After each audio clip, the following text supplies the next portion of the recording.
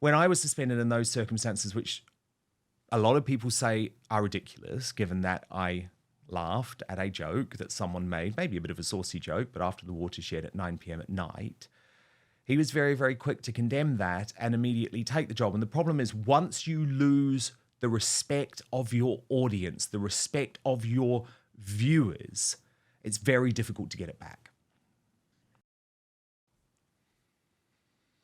Breaking right now, a Christmas bloodbath at GB News.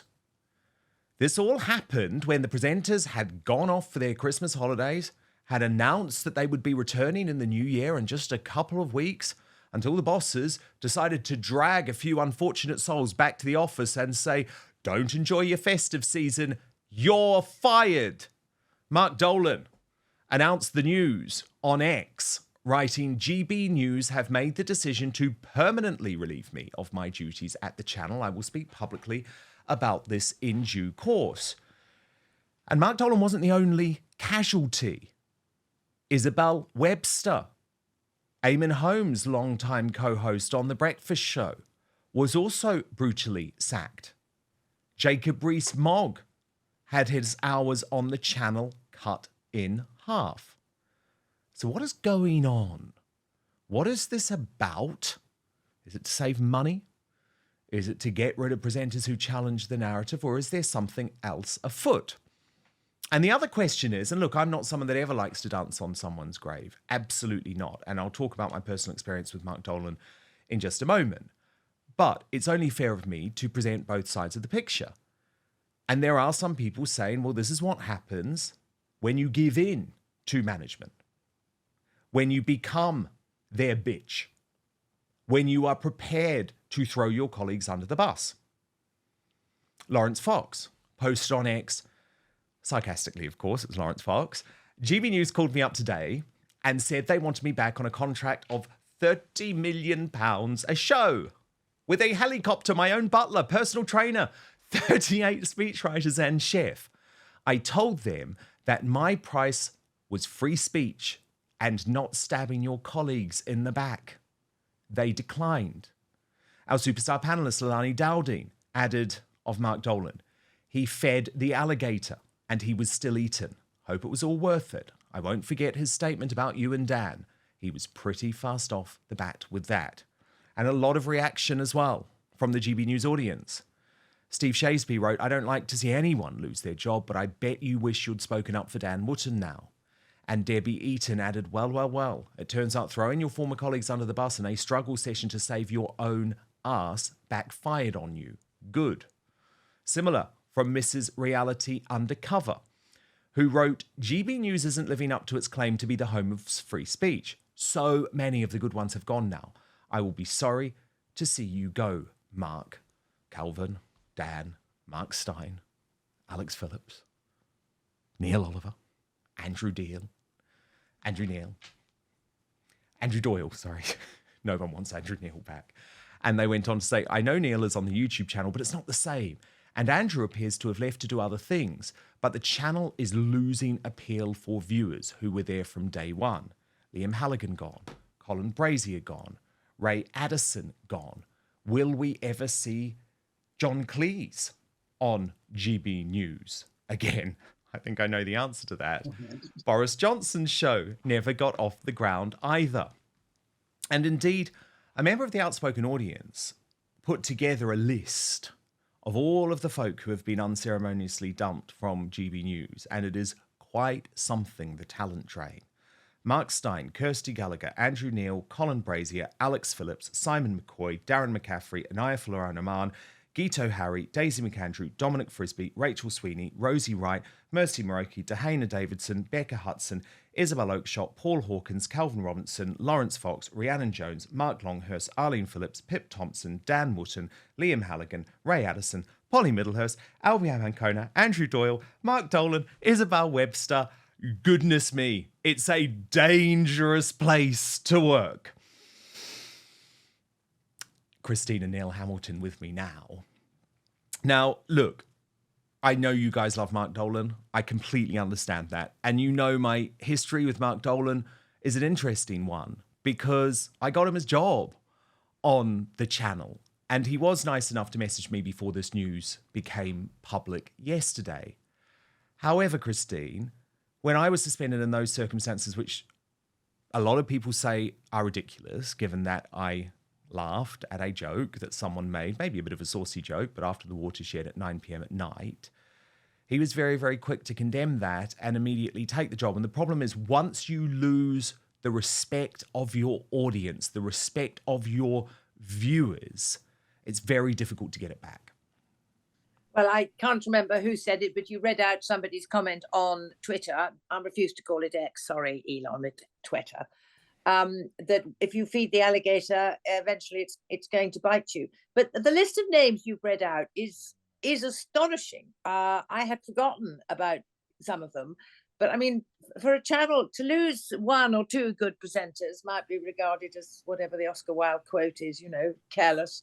No, it's not Oscar Wilde, but to lose however many, 15, 16, 17, I mean, it's bonkers. I mean, to lose Liam Halligan, for example, one of the best economic brains in the broadcasting world, just to let him go is madness.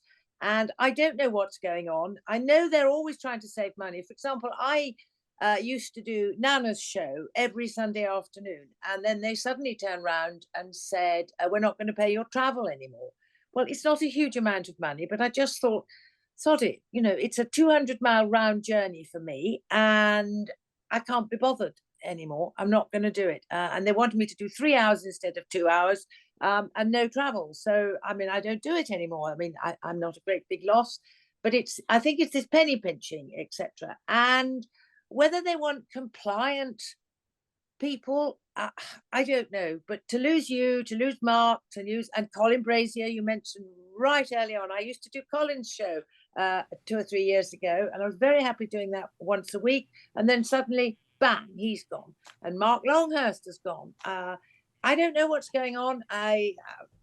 It's beyond me. And Andrew Doyle, I think he's gone, but I think his concern is more to do, or as much to do, with the state of the country as the state of GB News. And he's gone, and he's going to line up with Graham Linehan, isn't he, over in America? Yes. And they have made clear on Andrew Doyle that he will continue as a contributor to the channel. Now, look, Neil, one of the things that I guess people have raised as maybe being problematic about Mark Dolan is whether he actually sometimes believed, if he was really passionate about the issues that he was talking about on GB News. And I just want to show you a post from 2016 that went public last night. And it was Jonathan Norris, who says he has friends in the comedy circuit who found it. And this was a post from Mark Dolan on the 7th of June 2016 saying, like everyone, I'm a little torn on the referendum, but it's quite clear all the freaks and nutters are for Brexit. Hashtag Farage, hashtag Bojo, hashtag IDS, hashtag Gove. So some suggestion, Neil, that maybe Mark was putting on what he thought he had to say to be on GB News. Well, I'm feeling insulted that I wasn't on the list. What did I do wrong? Look, I've known Mark a very long time. We met him nearly 20 years ago first, when he came on a show that we did at the Edinburgh Festival. And he's been good to us, and we've been regulars on his show on TV News. So I'm not going to leave personal criticisms of Mark, whom I like, and I'm very sympathetic towards in his current predicament. I mean, I've been involved in the media for a very long time too, and suddenly it was way, I'm afraid, if you work for a corporation as opposed to doing what you're now doing, Dan, where you're master in your own house.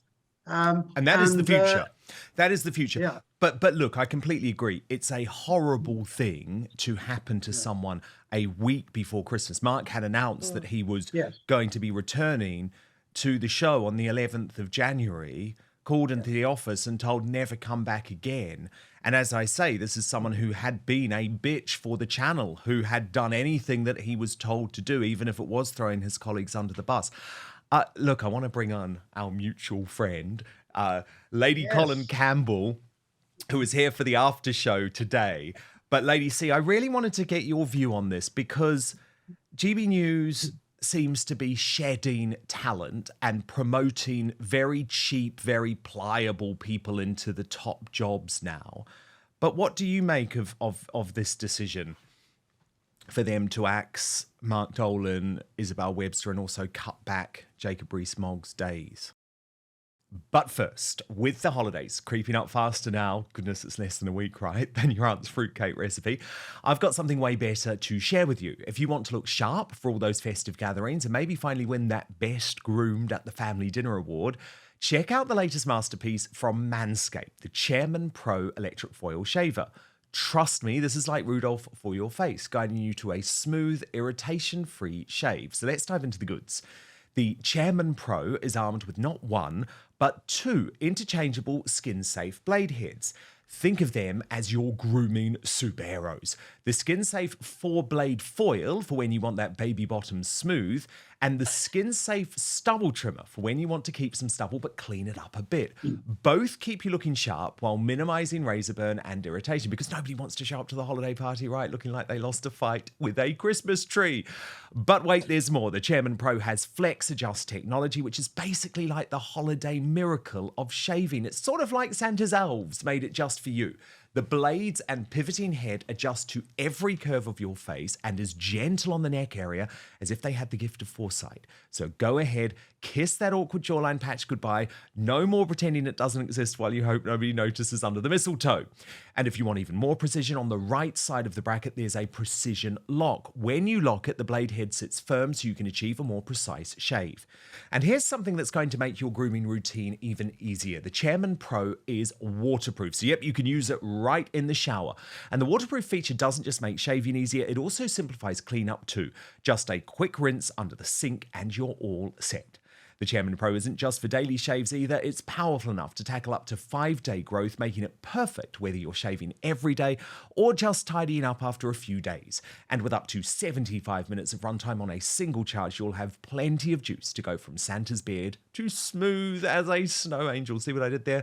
It even has a travel lock to make sure it doesn't accidentally turn on in your bag, and an LED spotlight to help you see every detail, ensuring nothing gets missed. So get the Chairman Pro today and experience a shave that is as smooth as you deserve. I use this product. Trust me, it has everything you need to keep your face looking and feeling its best, all in one box. So head on over to manscaped.com and join the over 11 million men worldwide who trust Manscaped by using the code Outspoken for free shipping and 20% off. That's www.manscaped.com. Use the coupon code Outspoken and you'll get 20% off your entire order and free shipping. But now, back to the show. Well, I'm astonished because I appeared on Mark's show quite a few times. And, you know, he was always very tame. He never, ever sort of took chances the way you did, Dan. I mean, he was, you know, sort of, you could see that he had the rod in his back where they were concerned. And I think it's extraordinarily poor form to dismiss somebody the week before Christmas, especially having led him to believe that he was going to be on in January. And they seem to be working through everybody of note.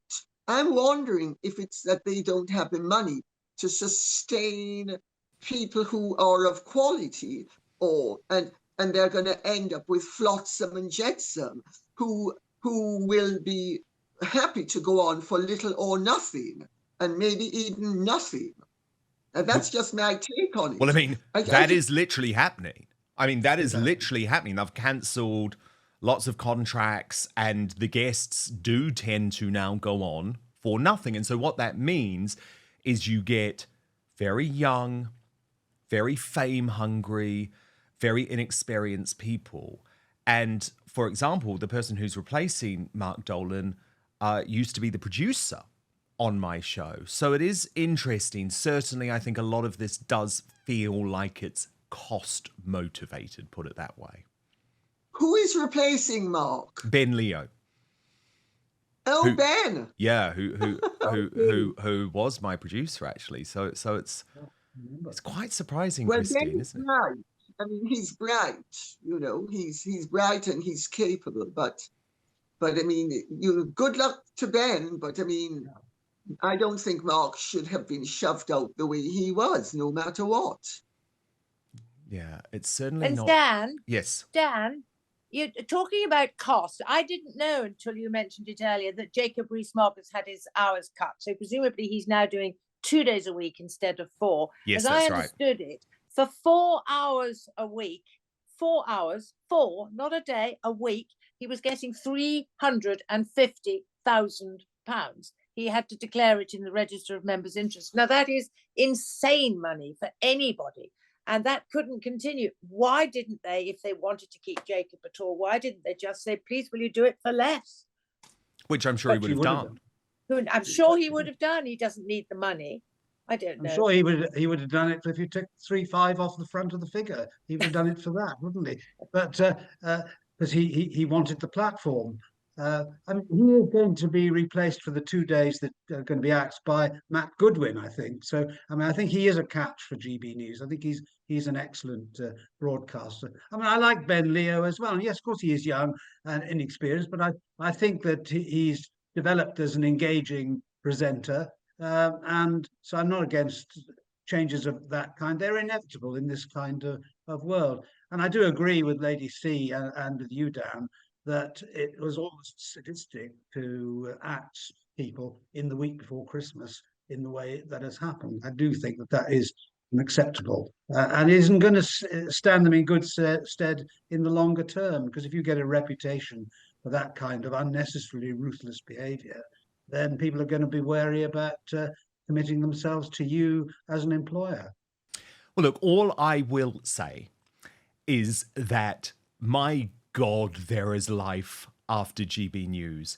The whole media is changing. I have never been happier. I have never been more professionally fulfilled than what I am doing now, because I no longer have a billionaire whispering in my ear, metaphorically. I no longer have the off-communist saying, you've got to have this horrible lefty on to say something completely ludicrous just so we can do some faux balance.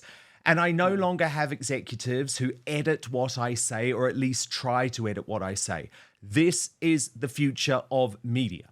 It genuinely is. Look at what happened in America at the most recent election, where it was the independent voices that completely changed the game. Long form interviews.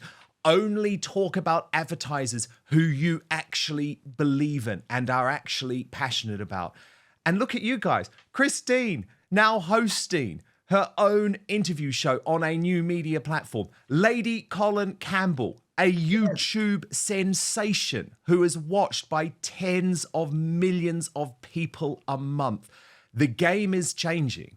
So my message to Mark Dolan and Isabel Webster is, this is an opportunity. Take it, embrace it, be your authentic self. Don't try and get back into the mainstream media, because they are dying. You've just been handed a golden ticket. It's hard work, but come and join the party. Yeah. Do you agree? Well, that's Lady C? absolutely right. Yes. As a YouTube sensation, Lady C, do you agree? Well, I think Tina Brown has said it all and done it. Tina really is the most eminent editor of all. She did Tatler, she revived Tatler, she revived Vanity Fair, she revived the New York magazine, I think it was the New Yorker, and she founded the Daily Beast, and now she's gone on Substack. Yes. So, I mean, if Tina Brown, who is covered in glory in terms of being an editor of and not only was she a successful editor, she's the one who made several of those publications into the successes that they became. And if she's gone down this route, there's a reason for it. And I think that this is the future. We are we on social media are not regulated, and we are not, at least so far, and hopefully never, we are not curtailed the way the mainstream media curtail their employees. You know, it's, well, you know, Dan, I mean, you had times when you were at GB News where they were breathing down your earpiece, telling you, "Oh no, don't do that," and shut them up and whatever. And you didn't, to your credit, you didn't. Exactly. But Got me you in don't trouble, have didn't it?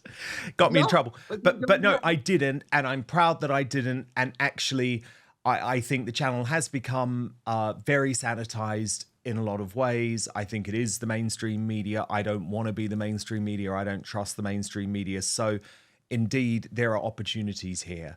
But fascinating insight. And Lady Colin Campbell, don't go anywhere, because we're actually up on Substack for the uncancelled after show in just a couple of minutes' time. Dan, can I just steal 2 seconds? Please.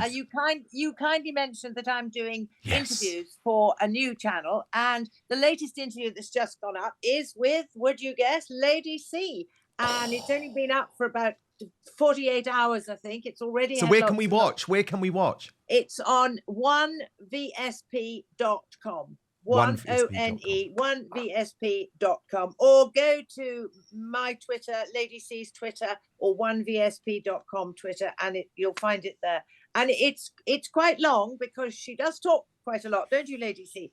But you've got such an interesting story to tell, and we went through the whole thing, and it's fascinating, absolutely And fascinating. can I say that Christine was a very naughty interviewer? She tried to get me to say things that rarely. She was trying to cross a line. She was a wicked girl, but I love her. I really want to watch now. Okay, good stuff. But just I only make married her because she was a wicked girl. she's my Christmas pudding.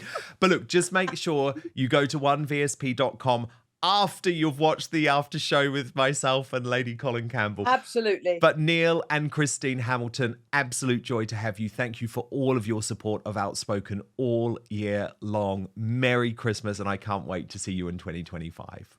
Thank you very much indeed, Dan, and happy Christmas to all your viewers, and in particular to you, Dan, and to Lady C.